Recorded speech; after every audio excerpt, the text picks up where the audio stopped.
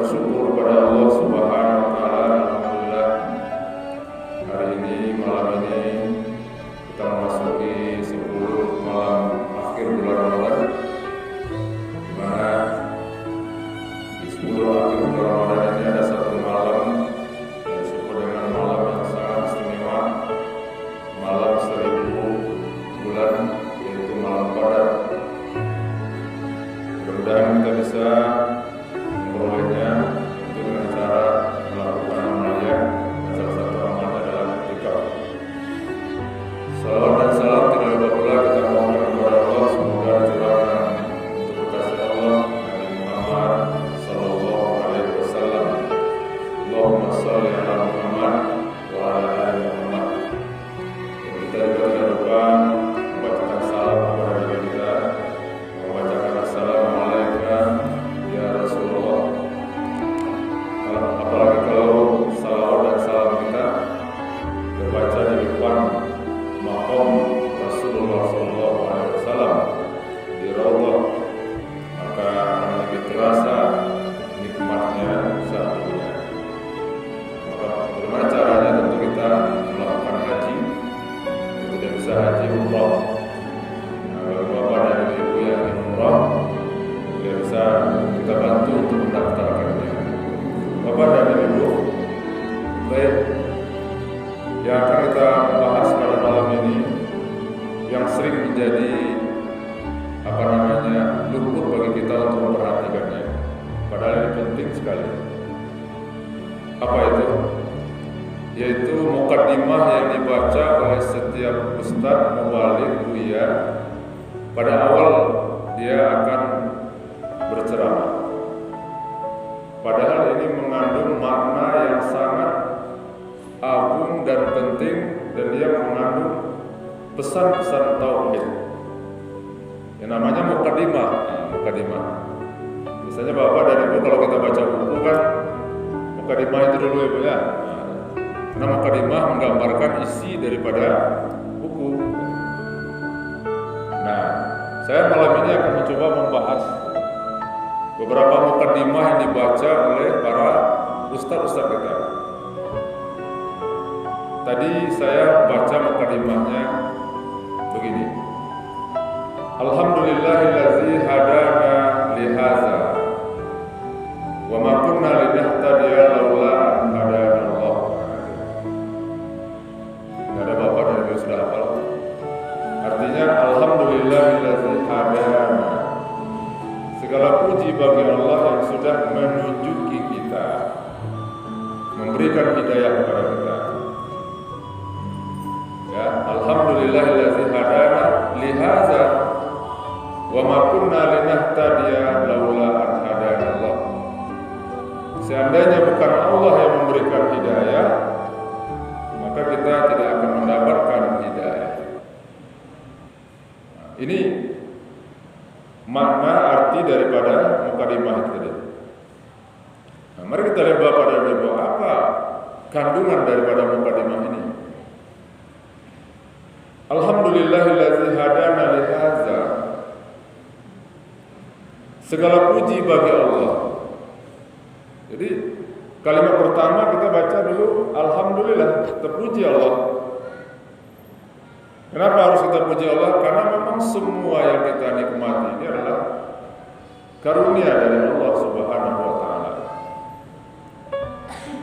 Bukan karena kehebatan kita, bukan karena kekuatan kita, tetapi adalah karena karunia Allah. Maka alhamdulillah.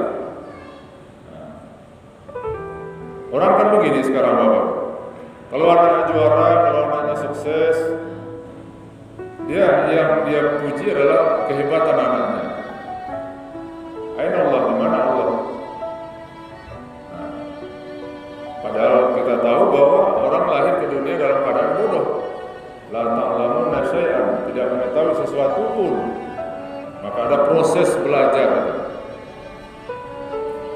Nah, termasuk Bapak dan Ibu kita bisa hadir di dalam masjid ini. Inilah karena dua hal. Pertama adalah taufik, yang kedua adalah hidayah. Apa itu taufik? Taufik itu artinya adanya dorongan dari Allah. Betapa banyak orang umpamanya kan, dia ingin pergi ke masjid, tetapi dia tidak dapat dorongan dari Allah. Dia di rumah, atau di kafe, atau di pasar. Tetapi orang yang mendapatkan taufik dorongan dari Allah, maka dia datang ke masjid. Tapi tidak cukup banyak taufik saja. Yang kedua adalah hidayah,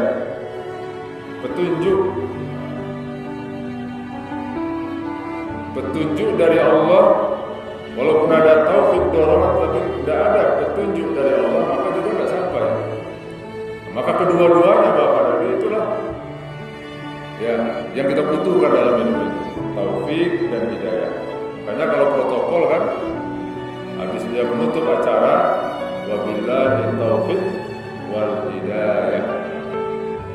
Ya, dengan Allah lah, dengan taufik dan hidayah dari Allah. Jadi terlaksananya acara kita dari awal sampai akhir adalah karena taufik dan hidayah dari Allah. Jadi kalimat tadi, alhamdulillahillazi hadana, segala puji bagi Allah yang sudah menunjuki kita, memberikan hidayah kepada kita. Kita bapak dan ibu lahir ke dunia dalam keadaan mendapat hidayah, menjadi seorang muslim. Oleh karena itu patut kita bersyukur kepada Allah SWT. Padahal kita tidak ketemu dengan Nabi. Orang yang bertemu dengan Nabi pun coba lihat.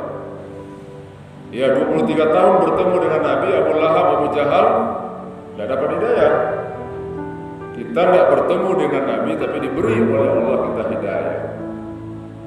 Maka hidayah itu perlu kita syukuri, dan perlu kita jaga, dan perlu kita rawat hidayah ini.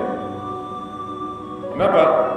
Kenapa? Tidak sedikit orang bapak dan ibu dapat hidayah, akhirnya hidayah itu hilang.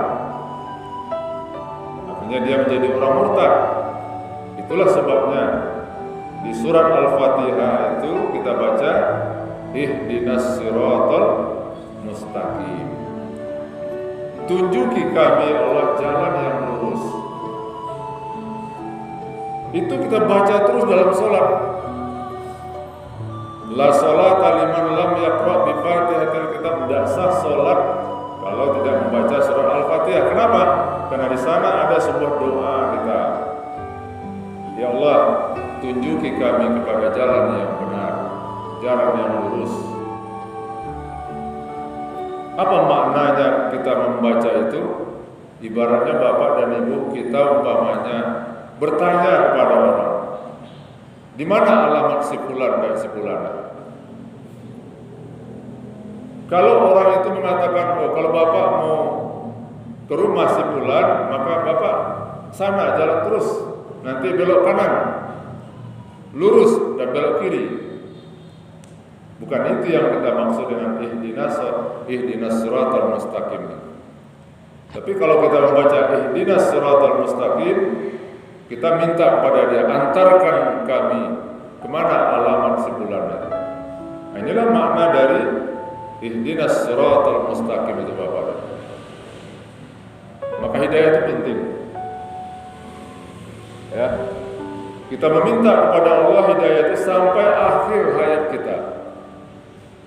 Kita tidak boleh sombong. Oh, saya sekarang kan sudah muslim.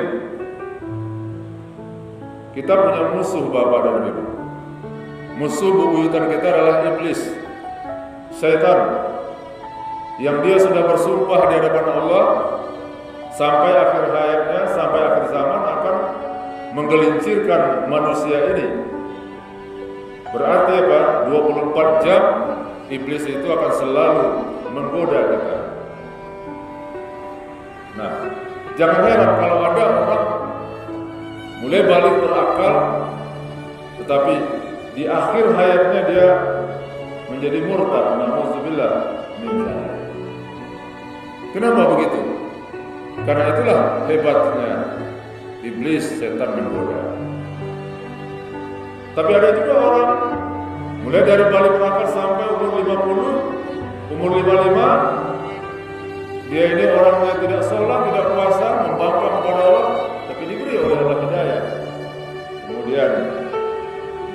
hijrah, kemudian dia menjadi orang yang soleh. Nah, apa artinya? Bahwa hidayah itu selalu kita harapkan dari Allah. Kita memohon kepada Allah sampai akhir kehidupan kita. Itulah sebabnya Bapak dan Ibu, kenapa kalau orang mau meninggal dunia, sakratul maut, kalau ada orang lagi payah, jangan sekali ditinggalkan dia. Dampingi terus, bimbing terus, kata Nabi. Kenapa? Karena pada saat itu setan, iblis akan berusaha bagaimana orang itu mati dalam keadaan kekafiran. Maka itulah sebabnya Nabi kita menyuruh kepada kita, lakinu mautakum bi kalimati la ilaha illallah. Ajarkan, kata Nabi, orang yang akan mati itu ya membaca la ilaha illallah. Ya. Barang siapa man kana fi akhir kalamihi la ilaha illallah dakhala al-jannah. Kalau akhir dari kalimatnya itu membaca la ilaha illallah, masuk surga. Nah, betapa pentingnya hidayah Bapak dan Ibu. Makanya di kalimat mukadimah tadi, alhamdulillahillazi hadana li hadza wa ma kunna linahtadiya laula an hadanallah. Dan bukan kita yang bisa memberikan hidayah. Jadi pintu hidayah itu bukan kita yang megang. Kunci hidayah hati orang itu bukan kita. Ya, itu adalah hak dari Allah Subhanahu wa taala. Coba perhatikan Bapak. Nabi Muhammad punya paman. Pamannya itu namanya adalah Abu Thalib. Banyak jasanya kepada Nabi, membela Nabi.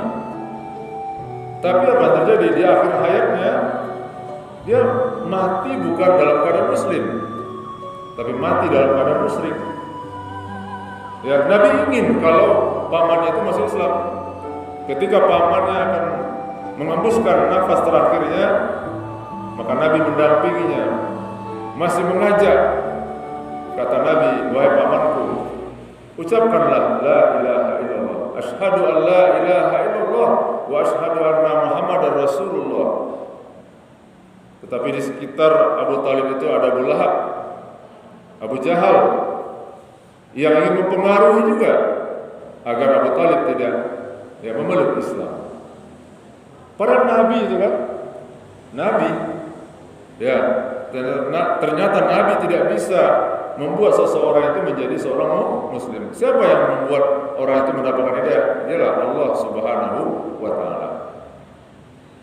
Makanya Bapak dan Ibu, kita harus selalu memohon kepada Allah, mendapatkan petunjuk keluarga kita, anak-anak kita, cucu-cucu kita.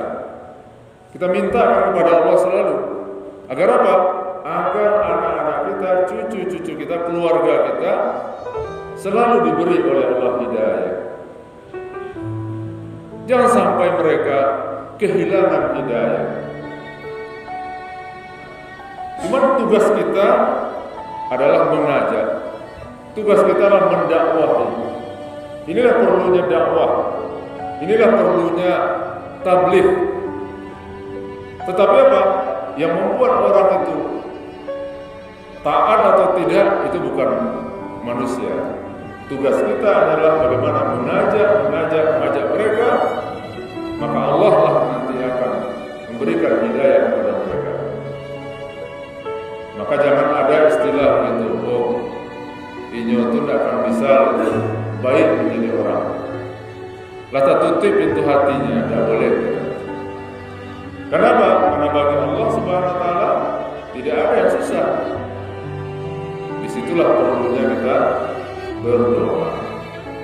Makanya kalimat mukadimah yang kita baca tadi, alhamdulillahillazi hadana li hadza wa ma kunna linahtadiya laula an hadana. Kalau bukan karena Allah yang memberikan hidayah, maka kita tidak akan mendapat hidayah. Nah, lalu ada yang bertanya, Bapak Ibu, Ustaz, hidayah itu dicari atau ditunggu? Ini sering pertanyaan itu muncul. Apakah hidayah itu ditunggu? Nah, menurut Bapak dan Ibu bagaimana? Dicari hidayah itu atau ditunggu? Mana Bapak Ibu? Dicari, bukan ditunggu ya? Betul. Hidayah itu tidak bisa ditunggu. Tetapi hidayah itu harus dengan perjuangan, dengan usaha. Allah katakan, man jahada fina lanahdiyannahum subulana. Barang siapa yang berjuang ya di jalan kami, maka kami akan berikan hidayah kepadanya. Nah, untuk mendapatkan hidayah, bisa kita menjadi orang yang tambah soleh, bisa menjadi orang yang lebih taat, bisa menjadi orang yang pemurah, maka itu tidak seperti membalikkan telapak tangan, Bapak. Butuh usaha. Disitulah perlunya seseorang itu menghadiri majelis-majelis ilmu. Orang perlu dia belajar, ya, dia perlu menambah pengetahuannya. Agar apa? Dengan belajar, menambah ilmu pengetahuan, maka akan semakin banyak hidayah kepadanya. Jadi hidayah itu bukan hanya sebagai seorang muslim saja. Boleh muslim gini, boleh dapat hidayah. Betapa banyak orang yang sudah muslim, tetapi apa? Dia tidak melaksanakan perintah Allah. Kenapa? Karena dia tidak mau menambah ilmu. Dengan ilmu itulah akan mendapatkan hidayah, mendapatkan cahaya. Makanya orang Arab mengatakan al-ilmu nurun bil hidayah. Ilmu itu bagaikan cahaya dalam memberikan hidayah. Itulah gunanya Bapak dan Ibu, kita ini harus semangat, harus rajin, harus antusias, harus loba, tamak dalam mencari ilmu pengetahuan itu. Hari ini kelemahan umat Islam itu tidak mau belajar agama, merasa sudah pintar dengan agama ini, merasa bahwa ilmu agama tidak perlu dipelajari gitu. Dicukupkan hanya dengan ilmu yang waktu di SD saja dulu. Padahal di dalam hadis Nabi mengatakan, apa kata Nabi dalam hadis? Utlubul ilma minal mahdi ilal lahdi. Tuntutlah ilmu itu dari semenjak kita lahir sampai kita meninggal. Kata orang Inggris, long life education. Pendidikan seumur hidup. Harus belajar terus Bapak. Dengan belajar kita menambah ilmu pengetahuan agama kita, maka semakin banyak hidayah kita. Kalau banyak hidayah, banyak ilmu, maka semakin banyak amalan-amalan yang akan kita kerjakan. Orang kalau banyak ilmu agamanya Bapak Ibu, tidak ada waktu itu yang kosong bagi dia. Kenapa orang mengatakan bahwa banyak waktu luang? Tidak. Kalau banyak ilmu, Bapak Ibu menunggu pesawat setengah jam, menunggu mobil, kapal, bisa berzikir, bisa bertasbih, bisa menyebut, atau mungkin bisa berselawat. Kenapa? Karena tahu ilmunya. Tapi kalau enggak, dia mungkin bawa megang HP saja, bukan setengah jam, buka HP terus. Entah apa-apa, tidak ada manfaatnya. Tapi kalau orang berilmu, kalau orang dapat hidayah dari ilmunya, maka tidak ada waktu yang terbuang baginya, kecuali dia berzikir, bertasbih, berselawat, dan segala macam yang dibacanya. Itu makanya dalam hadis Nabi yang lain disebutkan oleh Nabi kita, man kharaja fi talabil ilmi fahuwa fi sabilillah. Barang siapa yang keluar dalam mencari ilmu, maka orang itu setara dengan berjuang di jalan Allah. Kalau waktu Bapak Ibu enggak mungkin Bapak parang. Parang itu apa? Membela agama. disuruh apa, diajak umpamanya ke Palestina gini Pak, karena saudara kita Muslim di Palestina ya diintimidasi, disakiti, bahkan dalam Masjid Aqsa pun mereka itu ditembaki oleh tentara Zionis Israel. Disuruh para bapak ibu ke situ, tidak mau, mungkin tidak. Tapi apa? Setara dengan perang itu apa? Itulah keluar mencari ilmu. Ya kan? Dengan ilmu itulah kita mendapat hidayah. Dalam hadis lain Bapak dan Ibu, orang man salaka tariqan yaltamisu fihi ilman sahalallahu lahu tariqan ilal jannah. Barang siapa yang menelusuri sebuah jalan di mana jalan itu dia mencari ilmu, maka apa kata Allah? Allah mudahkan bagi dia jalan ke surga. Apa maksudnya? Orang kalau udah banyak ilmu agamanya, Bapak, banyak amalannya, amalan itulah nanti akan menjadi tabungannya sebagai depositonya, ya, untuk masuk ke dalam surga Allah Subhanahu wa Ta'ala.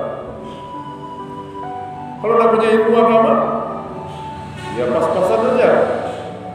Oleh karena itu Bapak dan Ibu, kita perlu menambah semangat dalam diri kita ini untuk selalu belajar. Bukan bekerja. Tapi belajar. Kerja itu ya juga belajar. Dengan belajar itu kita apa? Mendapatkan hidayah dari Allah Subhanahu wa Ta'ala. Apalagi kalau yang kita pelajari itu adalah ini Al-Quran. Karena Al-Quran adalah merupakan hudal linnas, hudal lil muttaqin. Maka kita akan mendapatkan hidayah dengan mempelajari Al-Quran, membaca Al-Quran, mentelaah Al-Quran, maka kita akan mendapatkan hidayah, mendapatkan petunjuk. Karena kita butuhkan petunjuk itu dalam kehidupan kita ini. Nah, di dalam hadis lain juga Nabi mengatakan, "Mayuridillah bihi khairan yufaqihu fid din." Barang siapa yang diinginkan oleh Allah kebaikan, maka Allah jadikan dia menjadi faqih dalam agama. Bapak Ibu, kalau ingin mendapatkan kebaikan dari Allah, maka apa? Tandanya orang itu mendapatkan kebaikan dari Allah adalah ada kemauannya, ada keinginannya untuk mempelajari, mendalami agama. Dengan mempelajari agama, maka hidayah semakin banyak baginya. Nah, makanya terakhir dalam hadis Nabi mengatakan kepada kita, kata Nabi apa? Kun aliman. Hendaklah kamu menjadi orang alim, orang yang berilmu. Ilmu apa? Ilmu umum, apalagi ilmu agama. Jangan jadi orang yang tidak berilmu. Kun aliman, kata Nabi. Jadilah orang berilmu. Karena orang berilmu apa? Dijelaskan oleh Al-Quran. Yarfa'illahu allazina amanu minkum wallazina utul ilma darajat. Allah akan mengangkat derajat orang yang beriman di antara kamu dan orang-orang yang berilmu beberapa derajat. Nah, kun aliman, jadilah kamu menjadi orang yang berilmu. Para ulama-ulama kita dulu, Bapak dan Ibu, itu belajar habis waktunya untuk ilmu. Seperti umpamanya Imam apa? Imam Hanafi, Imam Maliki, Imam Syafi'i, Imam Hambali, yang dia habiskan waktunya adalah untuk menuntut ilmu. Ada ahli hadis namanya Imam Bukhari. Saya tahu ibu bapak Imam Bukhari, perawi hadis Pak. Berapa hadis yang dia hafal? 1 juta hadis dalam kepalanya. Di mana hadis dia cari? Hampir 2/3 daerah Jazirah Arab itu dia kelilingi dalam rangka mencari hadis Nabi. Jangan ukur dengan sekarang Pak. Kalau sekarang ya gampang kan, kita bisa dengan naik pesawat, naik mobil, ada HP, ada komputer, ada laptop. Tapi dulu belum ada. Bagaimana caranya? Dengan naik kuda, naik onta. Dia kumpulkan hadis sebanyak 1 juta. Jadi kata Nabi, kun alim. Jadilah kamu menjadi orang yang alim. Untuk bisa alim itu apa? Ya tentu belajar. Kalau tidak bisa menjadi alim, kata Nabi, au muta'alliman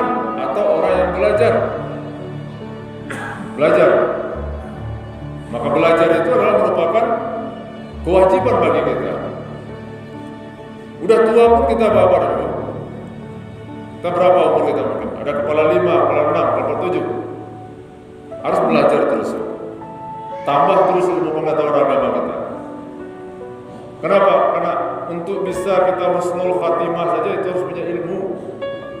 Ada ilmu agamanya. Bagaimana kita nanti bisa husnul khatimah? Mati kita dalam keadaan baik. Bagaimana ciri-ciri orang yang husnul khatimah itu? Kalau orang itu mamanya meninggal dalam keadaan beribadah kepada Allah SWT, itu tandanya husnul khatimah.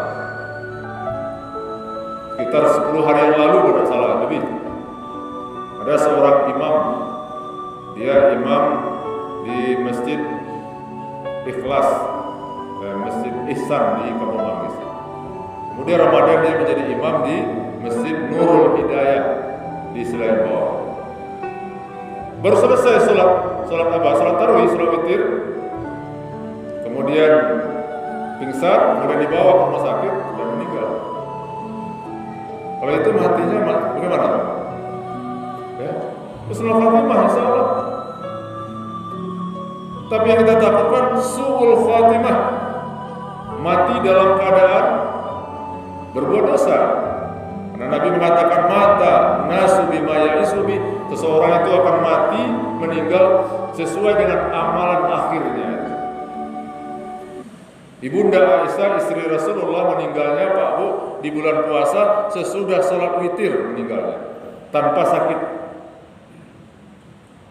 Banyak ulama-ulama dulu, ada ulama-ulama sedang khutbah, ya meninggal, kan bagus tuh. Sedang memberikan khutbah, jatuh ke bawah meninggal dunia. Ada sedang mengajar. Tapi bagaimana kalau seandainya ada orang meninggal dalam keadaan minum tua, minum bir, atau sedang berjudi, gitu.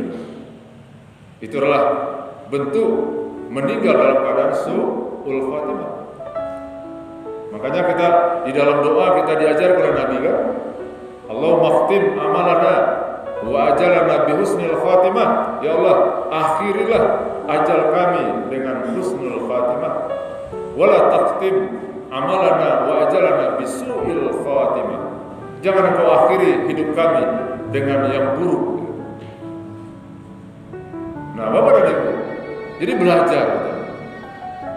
Bagaimana supaya kita di dalam kubur itu nanti, di mana kubur itu kata Nabi, ketika Nabi memberikan nasihat kepada seorang anak muda namanya Abdullah bin Umar, wahai anakku kata Nabi, ketahuilah bahwa kubur ini bisa menjadi raudatun min riyadil jannah. Kubur ini walaupun dia sempit, dia bisa menjadi taman dari taman surga. Tetapi kubur ini juga bisa menjadi hufratun min hufarin nar, lubang daripada lubang neraka. Bagaimana kubur itu bisa nanti lapang? Yang melapangkan itu adalah dengan amal kita, Bapak. Apa amalan yang akan melapangkan kita di kubur? Itulah perjalanan kita ke masjid. Maka oleh karena itu rajin-rajinlah kita Bapak dan Ibu, ya, melangkahkan kaki ke masjid, ke musala untuk beribadah kepada Allah Subhanahu wa taala. Bacaan Al-Qur'an kita inilah akan menjadi penerang di dalam kubur kita nanti. Sedekah kita itulah nanti akan menerangi kubur kita, melapangkan kita. Itu kan perlu ilmu. Apalagi nanti ketika kita di padang mahsyar, kemudian kita ditimbang amal kita, dihisab, kemudian kita melewati sirat. Itu kan perlu ilmu. Kita perlu pelajari. Hari ini orang sibuk mencari berita-berita, tetapi orang lupa membaca berita tentang akhirat. Di mana berita tentang akhirat itu? Di sini ada semuanya. Oleh karena itu kita baca Al-Quran, kita dalami Al-Quran. Nah, yang ketiga kata Nabi, kalau tidak bisa kamu menjadi orang alim, menjadi orang belajar. Kalau tidak bisa belajar apa? Menjadi pecinta ilmu, menjadi pendukung ilmu, menjadi simpatisan ilmu. Dengan apa? Kalau ada pengajian, donasi. Kalau ada tabligh akhbar, donasi. Kalau ada kajian-kajian, menjadi donatur. Saya tidak bisa hadir Ustaz, tidak apa-apa. Tapi ini Ustaz, ini ada donasi saya untuk kegiatan pengembangan ilmu pengetahuan. Orang membuat pesantren, madrasah, sekolah. Saya tidak punya ilmu, Ustaz. Saya tidak bisa belajar. Saya punya uang, Ustaz. Ini uang 100 juta. Ya, saya wakafkan untuk membangun madrasah. Saya punya tanah, Ustaz. Saya punya tanah sebidang, maka saya wakafkan tanah ini. Itulah disebut dengan orang au-muhibban. Tapi kalau tidak, ketiga-tiganya Bapak, berilmu indah, belajar indah, tidak pula suka dengan pengajian-pengajian, itu na'udzubillah min zalik. Jadi Bapak Ibu, kembali pada topik kita yang pertama tadi. Itulah makna daripada mukadimah itu. Ada lagi mukadimah ustaz lain baca namanya innal hamdalillah nahmaduhu wa nasta'inuhu wa nastaghfiruh wa na'udzubillahi min shururi anfusina wa min sayyiati a'malina may yahdihillahu fala mudilla lahu wa may yudlilhu fala hadiya lahu. Mungkin besok pagi kita bahas yang ini. Mudah-mudahan bermanfaat. Semoga kita diberi oleh Allah SWT